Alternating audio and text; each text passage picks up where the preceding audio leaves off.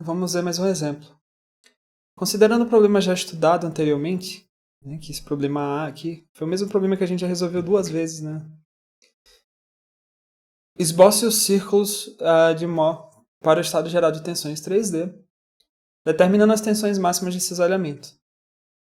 Faça o mesmo para o caso B, que seria esse caso aqui. Tá? É um caso parecido, né? A gente tem as mesmas tensões de cisalhamento. A gente só adicionou 50.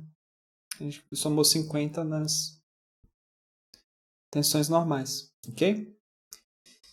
Considerando que o sigma ZZ é igual a sigma ZY, que é igual a sigma ZX, que é igual a 0. Ou seja, no nosso plano Z a gente não tem nem forças normais, nem de cisalhamento. Tenta resolver aí e eu vou mostrar a resposta. Então, primeiro vamos resolver o problema para o caso A, certo? O caso A é o caso que a gente já tinha resolvido antes, né?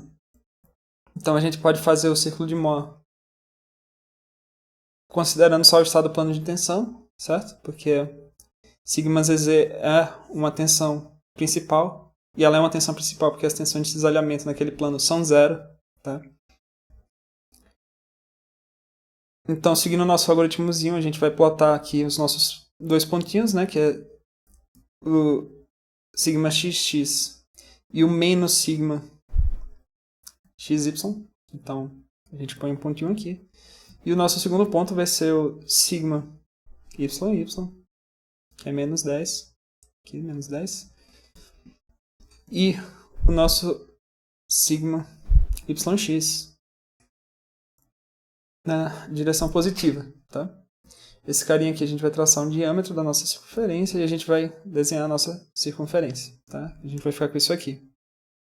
A gente sabe onde é o centro da nossa circunferência, é em A igual a 20, porque é a média, né, entre as duas tensões principais. Vai ser o meio do caminho aqui, né? Entre esses 2 pontos. Entre esse sigma igual a 50 e sigma igual a menos 10. E o raio da circunferência vai ser simplesmente essa distânciazinha aqui, que é, né, 50 menos 20 ao quadrado, mais essa distânciazinha aqui que é 40. A gente põe ao quadrado, tira a raiz quadrada e encontra quem que é o raio da nossa circunferência. Beleza? Só que aqui ele quer o ciclo de Mohr para o caso 3D. Nosso caso 3D, né, a nossa terceira tensão principal vai ser em sigma ZZ igual a 0. Tá? Em sigma igual a 0. Seria aqui, né, nesse ponto, nessa figura maior. Então a gente só precisa desenhar as duas circunferências. Né?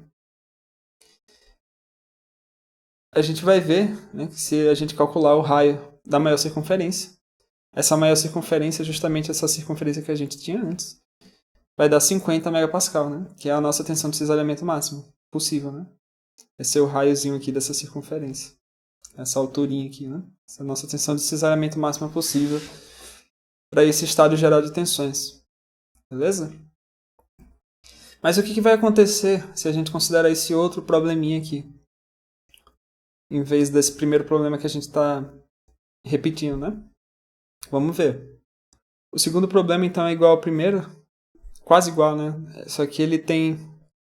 A gente somou 50 aqui, né? Aqui antes a gente tinha 10, menos 10 megapascal, a gente soma 50, fica 40. E nesse aqui a gente soma 50, fica 100. Então, se a gente plotar lá os pontinhos, a gente vai ter um pontinho em 100, menos 40, e um pontinho em 40, 40. A gente traça o diâmetro da circunferência, desenha a nossa circunferência. O nosso A, né, que é o centro da circunferência, vai ser a média entre 100 e 40. Então, o nosso A vai ser 70, certo? O raio, a gente vai calcular aqui, né, vai ser essa distânciazinha aqui, que corresponde a uma alturinha de 40, e uma base aqui de 30, né, que é justamente 100 menos 70. Essa distância aqui é 30. Então, vai dar o mesmo raio da circunferência anterior. Okay?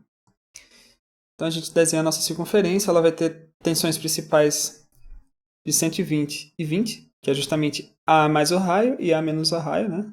70 mais 50, 70 menos 50. Então dá 120, 20. Ok? Só que o que acontece quando a gente considera a nossa tensão principal na direção Z, que é igual a zero? Bom, nesse caso a gente vai ter que adicionar, né, a nossa nova tensão principal. A gente já tem 120, 20 e 0.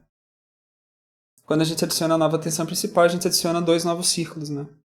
A gente tem um círculo que conecta a tensão principal 0 com 20, que seria esse círculozinho aqui, e o círculo que conecta a tensão principal 0 com 120. Então a gente vai ter um círculo que é maior do que aquele nosso círculo original. Tá aí a importância de a gente considerar o problema 3D, mesmo num caso em que as tensões numa face Z, numa terceira dimensão, sejam igual a zero.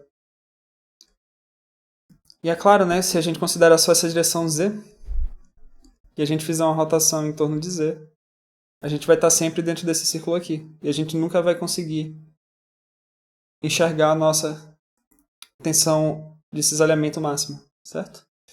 Então existe alguma direção que a gente rotaciona, alguma direção aqui, né, que a gente vai rotacionar.